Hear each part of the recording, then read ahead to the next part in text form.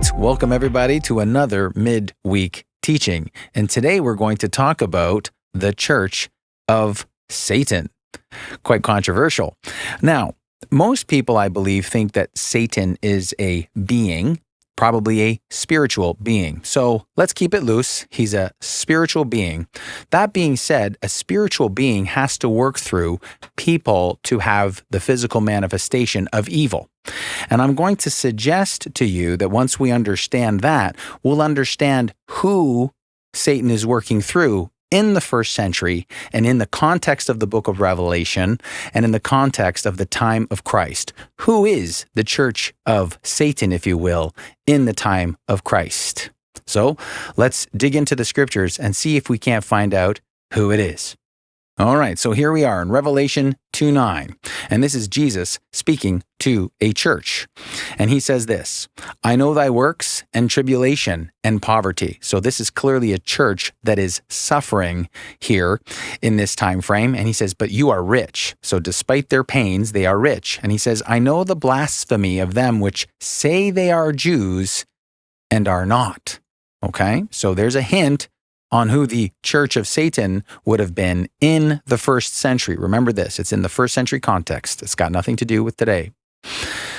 And then he says, but they are the synagogue of Satan. All right, so very, very first century, I would suggest.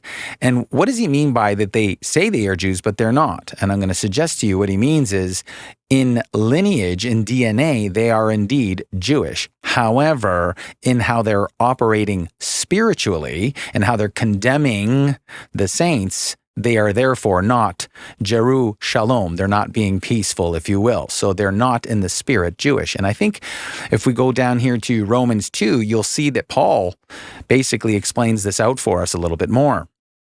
For he is not a Jew, which is one outwardly. In other words, you might be Jewish in DNA, but that's not what a true Jerusalem is, right? A person from Jerusalem is not outwardly Jewish. Neither is that circumcision, which is outward in the flesh. That's not the true circumcision. See? So someone is circumcised in the flesh and they're Jewish outwardly, they're not a Jew. But he is a Jew, which is one inwardly, and circumcision is that of the heart, okay, and of the spirit. As you can see, a Jewish person is one who is circumcised of the heart and in the spirit. This is the context of the first century, clearly. And not in the letter, in other words, not in the letter of the law, right? It's a circumcision of the heart and in the spirit. It has nothing to do with the letter of the law, whose praise is not of men, okay? So a true Jewish person in the first century, Paul is saying, is they don't care about the praise of men. They care about the praise of God. Do you see? So this is a person who says they are Jewish, but they are not, unless, of course, they are one inwardly, circumcision of the heart and the spirit. And, of course, they care about what God thinks, if you will. All right? So that would make a lot of sense of this statement. These folks that are being blasphemous, that say they are Jews and they are not, and they're the synagogue of Satan. And as we said, and I've talked about this before, it's like, well, if Satan is loosed, it's a spirit, but that spirit works through people. And in the first century context, I'm going to suggest to you, it is indeed those who rejected Christ and the saints in the first century. Revelation 3:9, I believe, further confirms who the church of Satan was in the first century. Jesus speaking again to a church, and he says, behold, I will make them of the synagogue of Satan. All right, so some people refer to this as the corporate Satan. That's fine. I prefer to say the church of Satan, those who work opposed to Christ in the first century. And again, he says the same comment, but he adds a little bit. He says, which say they are Jews, but they're not. So we already know what that means, but they do lie. All right, so we have folks that are not spiritually peaceful. They're not heartful of the love of God, and they lie. And he says, behold, I will make them to come and worship you before your feet and to know that I have loved you. This is a little side note. If this synagogue of Satan, the people who are operating opposed to Christ, okay, are completely annihilated, how are they going to come and worship before the saints' feet? Do you see what I'm saying? take a little time with that. But we want to stay on topic. So clearly we know that these are folks that are operating opposed to Christ. They are the church of Satan, and these are the folks that say they are Jewish in the first century, but they're not because they continue to go opposed to the love of God and the love and the light of Christ and the saints who are following Christ. That's who the synagogue of Satan is. That's just how the spirit of evil is working. All right? So does Jesus say anything about this idea of they say they are Jews, but they're actually not because spiritually they're not sound? And I'm going to suggest to you the answer is yes. We're going to go to John 8. And Jesus is speaking to the first century Pharisees, Sadducees, scribes, and chief priests. All right? This is who he's speaking to right now. And they are having a bit of a tuffle, if you will. And Jesus says, oh, I know you're Abraham's seed. Do you see that? Oh, I know you're Jewish, but you seek to kill me. Do you see here what he's saying? Oh, I know you're saying you're Jewish, but you seek to kill me. Do you see? It's the same tone. Because my word has no place in you. So when I speak the truth, it has no place in you, and that's why you want to kill me. And this is what makes you, yes, you might be the seed, but you are not truly Jewish because you're not one inwardly. That's what he's saying here. It's going to go there. I speak that which I have seen with my father, and you do that which you have seen with your father. Synagogue of Satan. Right? The church of Satan in the first century. They answered and said unto him, Abraham is our father.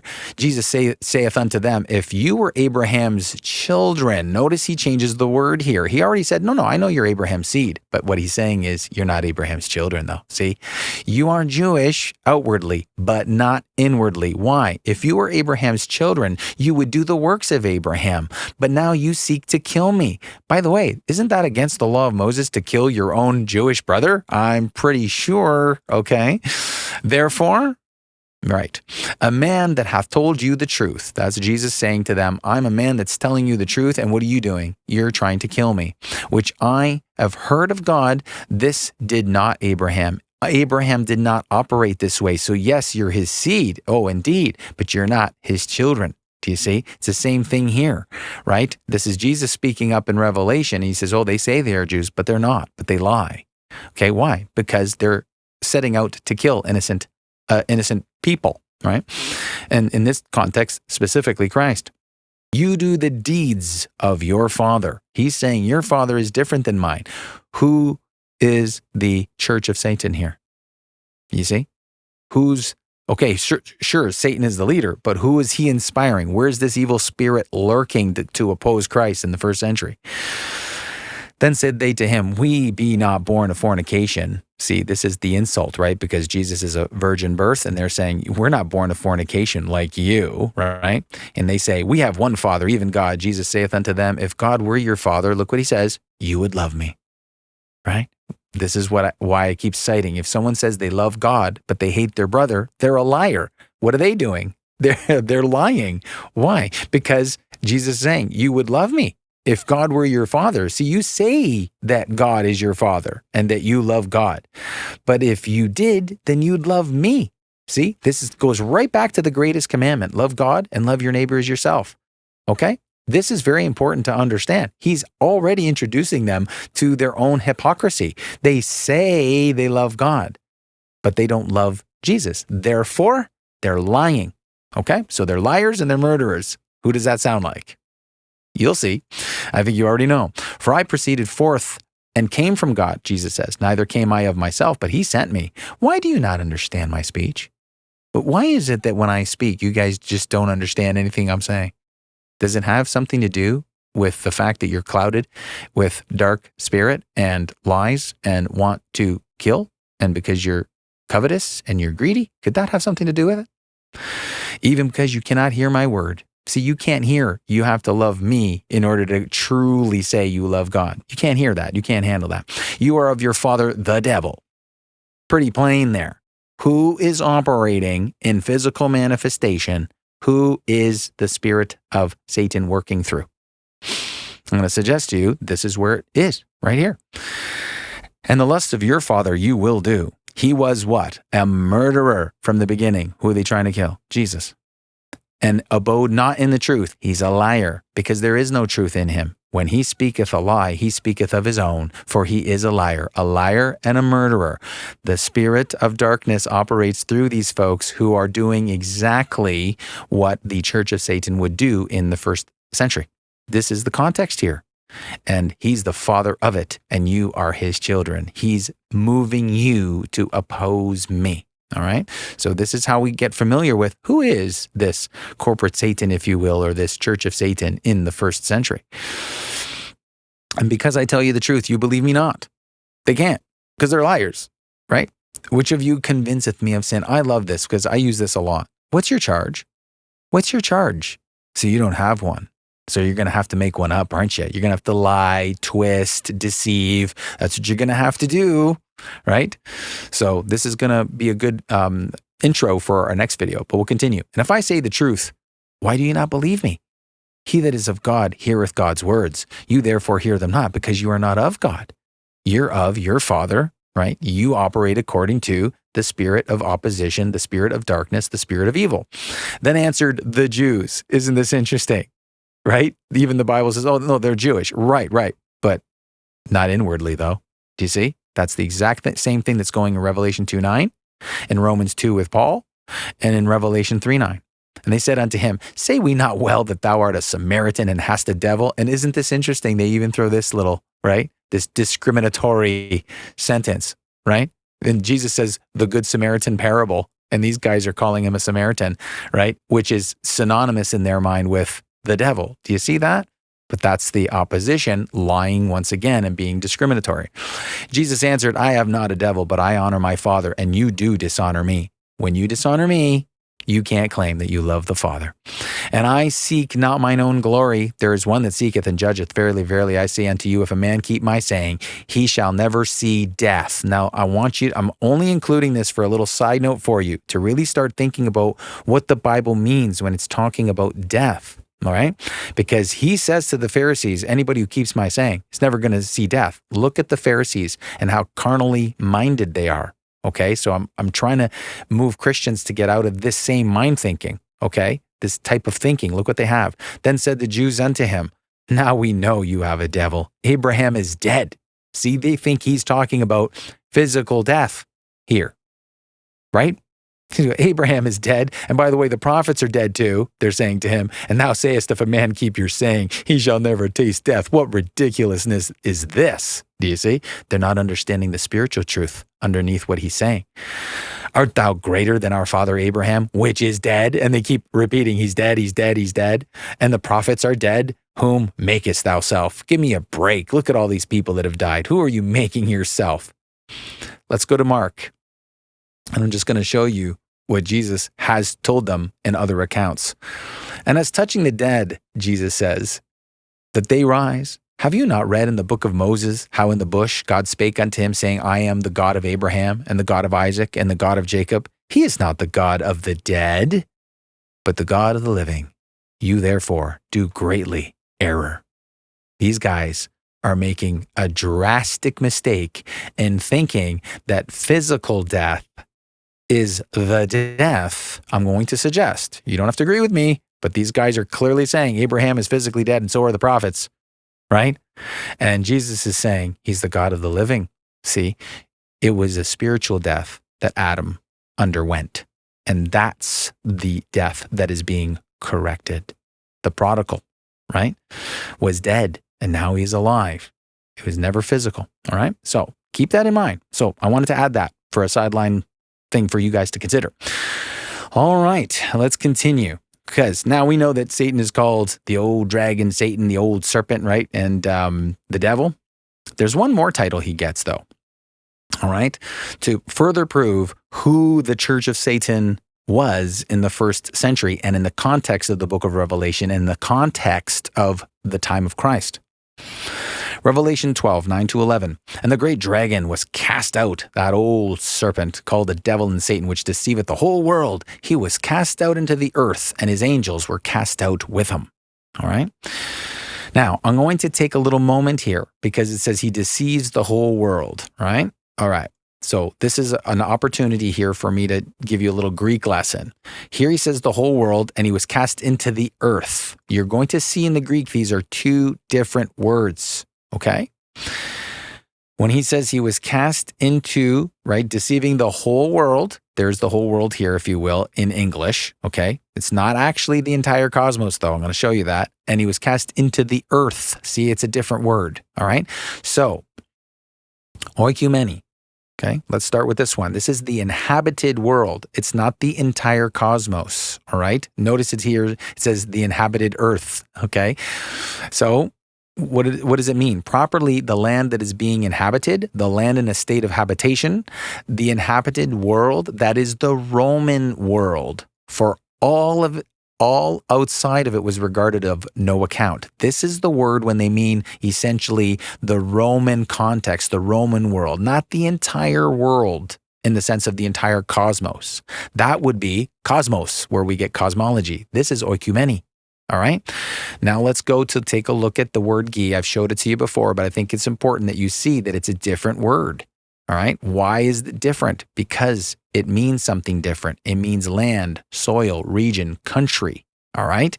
So when you go and you see this, try to remember that he's saying, which deceiveth the whole Roman world, the known Roman world at the time. And he was cast into where? The land. And I'm going to suggest to you, this is the land of Israel.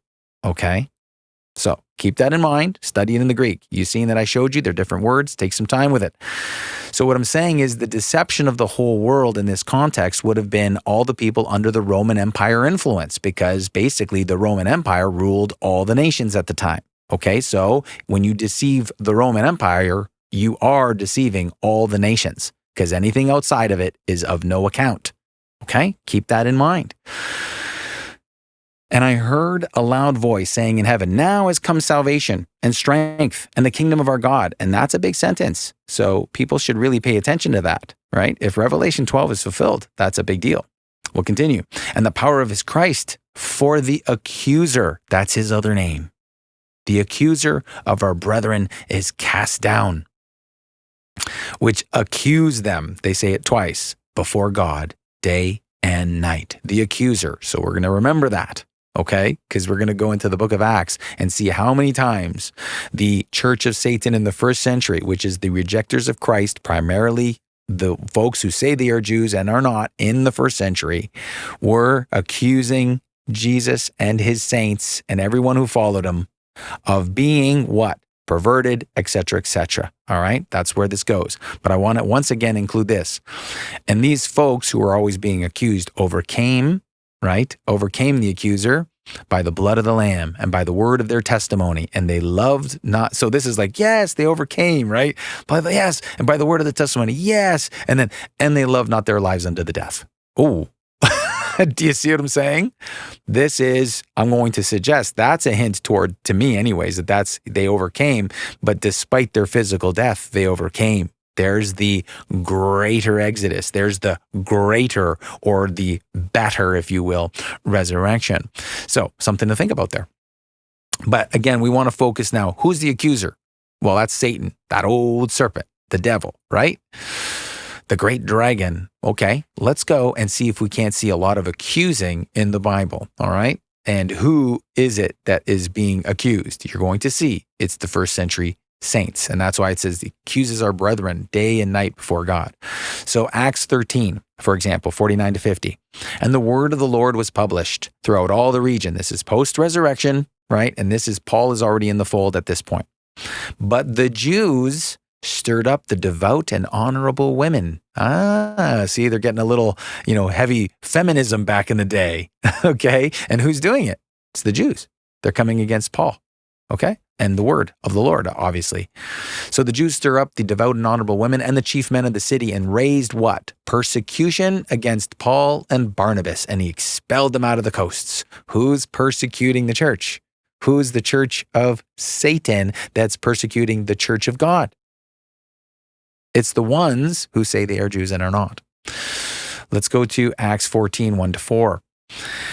And it came to pass in Iconium that they went both together into the synagogue of the Jews, and so spake, that a great multitude of the Jews and also the Greeks believed. All right, well, that's good. Jews and Gentiles believing. That's excellent, right? Okay, good. Excellent. But look what happens in verse 2. But the unbelieving what? Jews did what? They stirred up the Gentiles. Notice it doesn't say the unbelieving Jews and the unbelieving Gentiles.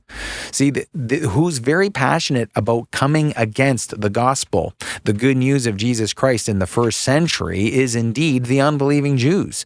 And they're the main mover to try to deceive people into not believing that Jesus is the Messiah, okay, and is resurrected from the dead, and that his gospel, his word, is, was, and always will be true. So the unbelieving Jews are the ones who are stirring up the Gentiles. See? Who's operating opposed to Christ? The unbelieving Jews, the ones who say they are Jews, but they're not. And made their minds evil, affected against the brethren. Do you see? The spirit of opposition, evil, old serpent is working against the saints. Long time, therefore, abode they speaking boldly in the Lord, which gave testimony unto the word of his grace, and granted signs and wonders to be done by their hands. And so they're doing signs and wonders, but the multitude of the city was divided. Part held with the Jews and part with the apostles. Isn't this interesting? The apostles are Jewish. What am I suggesting to you? These are the ones that are denying Christ, despite the miracles being done in front of them, right? The unbelieving Jews at the time. These folks here are those, for example, who say they are Jews and are not. And these are the ones who have been circumcised in spirit, if you will, and are following Christ and recognize the good news and recognize God's grace and fulfillment of promise in the first century. All right, let's continue in Acts 17. See if we can't see more accusing of the brethren and persecution of the brethren and the synagogue, if you will, or the church of Satan coming against the first century saints. And some of them believed and consorted with Paul and Silas, and of the devout Greeks a great multitude, and of the chief women not a few. So that's good news. Now look on the other side. But the Jews which believed not.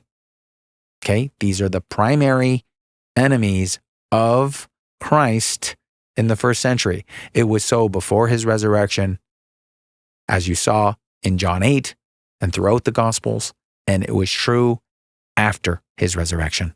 Okay? They moved with envy, and they took unto them certain lewd fellows of the baser sort, right? And gathered a company and set all the city in an uproar. And they assaulted the house of Jason, and they sought to bring them out to the people. And when they found them not, they drew Jason and certain brethren unto the rulers of the city, crying, These that have turned the world upside down are come hither also, whom Jason hath received. So they're accusing him of all this stuff, right? And then they say, and these all do contrary to the decrees of Caesar. Wait a minute. Why would Jewish people care about the decrees of Caesar? Do you see? They're accusing them of doing things contrary to the decrees of Caesar because they're trying to get them in really big trouble, get them persecuted, get them jailed, get them shut up, maybe even get them killed.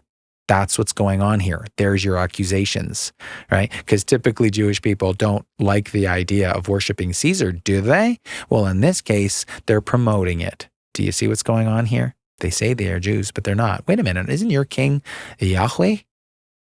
Wait a minute, I remember what you said. We have no king but Caesar. That's what you said in the first century, see? So this is a first century context, of course, and what do you see? It all lines up. Saying that there is another king, one Jesus. See, these guys are saying there's another king, and his name is Jesus. Oh, you mean the Lion of the tribe of Judah, the prophesied Messiah? See, these people follow him. They're going against the decrees of Caesar. You don't want that, do you? We should punish these people. Who's the one that's doing that? The Jews that believe not. They're accusing the brethren. See? Continue, Acts 20, 17 to 19.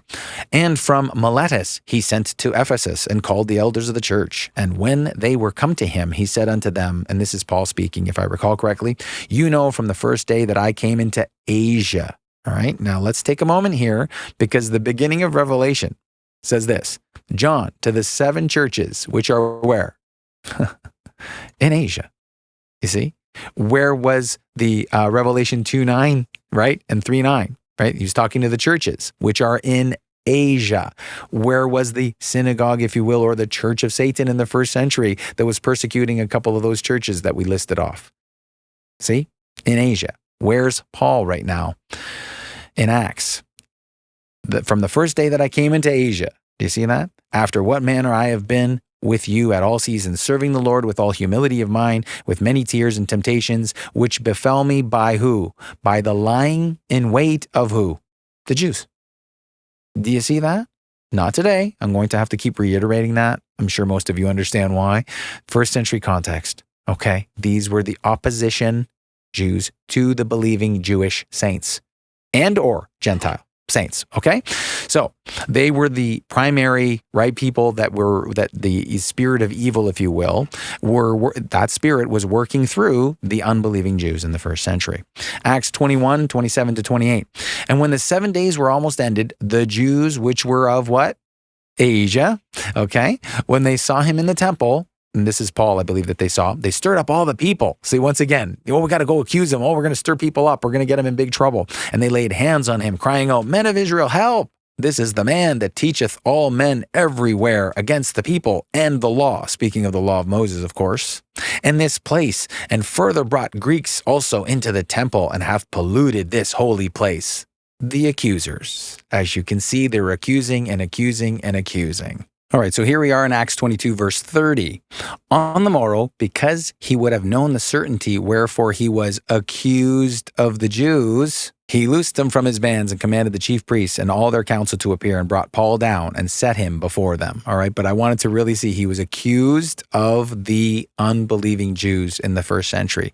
And of course, in Revelation, as we saw, the one that accused the brethren, the accuser, that old serpent. Okay, so that spirit being is working through the unbelieving Jews in the first century. That's the church of Satan in that time frame. All right, Acts 23, 12 to 14. And when it was day, certain of the Jews banded together and bound themselves under a curse. Who did? Certain of the Jews. And they bound themselves under a curse? Yeah. And what did they say? That they would neither eat nor drink until they had killed who? Paul, the apostle. Why? Because he's preaching the good news of Jesus Christ. That's why. Do you see? And they were more than 40. Wow, that's a lot of Jewish folks getting together because they bound themselves under a curse and they won't eat or drink until Paul is dead. That's quite the commitment. Right? So, and they were more than 40 which had made this conspiracy. Okay? They're conspiring against Paul. And they came to the chief priests and elders and said, we have bound ourselves under a great curse. Okay? So who are they telling this to? The chief priests and the elders. That's who they're telling this to. Do you see that? That we will eat nothing until we have what? Slain Paul. So who are they trying to kill? Paul. Did they tell the chief priests and elders? Shouldn't the chief priests be saying, whoa, that's breaking the 10 commandments, right? We're of the law. We don't do that. Well, apparently they're ignoring that part of the law. Do you see what I'm saying? Let's continue here. Acts 24, 1 to 2. And after 5 days, Ananias the high priest descended with the elders and with a certain orator named Tertullus, who informed the governor against Paul. There's your accusations again. And when he was called forth, Tertullus began to accuse him. All right, so these once again are the apostate rejecting Jews in the first century accusing Paul. Acts 24, 10 to 13. Then Paul, after that the governor had beckoned unto him to speak, answered, Forasmuch as I know that thou hast been of many years a judge unto this nation, I do the more cheerfully answer for myself. He's speaking to the judge, Paul is. Because that thou mayest understand that there are yet but 12 days since I went up to Jerusalem for to worship, and they neither found me in the temple disputing with any man, neither raising up the people, neither in the synagogues, nor in the city. Neither can they prove the things whereof they now accuse me. He was a liar and a murderer from the beginning, Jesus said. What are they doing? They're lying. They can't prove any of their accusations, which is exactly what they were doing prior with Christ. Exactly the same thing. And of course, what are they trying to do? As we know, they're trying to kill Paul. He was a murderer and a liar from the beginning. See what happens when you keep it in first century context, right? You start to make the connection of who Jesus is talking about in the book of Revelation. And you start making the connections in all the other locations, specifically in the book of Acts. And you start making the connections of who the accuser is and or what spirit is operating in those who are accusing falsely the first century saints. Acts 25, 1-3. Now, when Festus was come into the province, after 3 days he ascended from Caesarea to Jerusalem. Then the high priest and the chief of the who? Jews, informed against Paul. There's your accusations against Paul, and besought him and desired favor against him. See, he wants favor from Festus against Paul, that he would send for him to Jerusalem, laying wait in the way to kill him. Liars, accusers, murderers, that old serpent, the ones who say they are Jews, but they are not. First century context. And one final verse here, guys, for you. And when he was come, the Jews which came down from Jerusalem stood round about and laid many grievous complaints, accusations, if you will, against Paul, which what? They could not prove. All lies and accusations. The accuser of our brethren. Do you see that? I hope you do. Well, guys, there it is. What am I suggesting to you? That if we keep it in the context of the first century, right? That spirit, if you will, the spirit of the old serpent, the accuser, was operating through those of the Jewish nation at the time that opposed Christ and his saints. And this might help us understand also not only the what's going on in Revelation and what it's speaking to, but it might help us understand further. You can use this for yourself to understand further the binding and the loosing potentially as well. All right. So the next video, we're going to talk a little bit more about the subject I'm going to suggest of the deception that Satan was loosed to deceive the nations. We're going to talk a little bit more about that in the next video.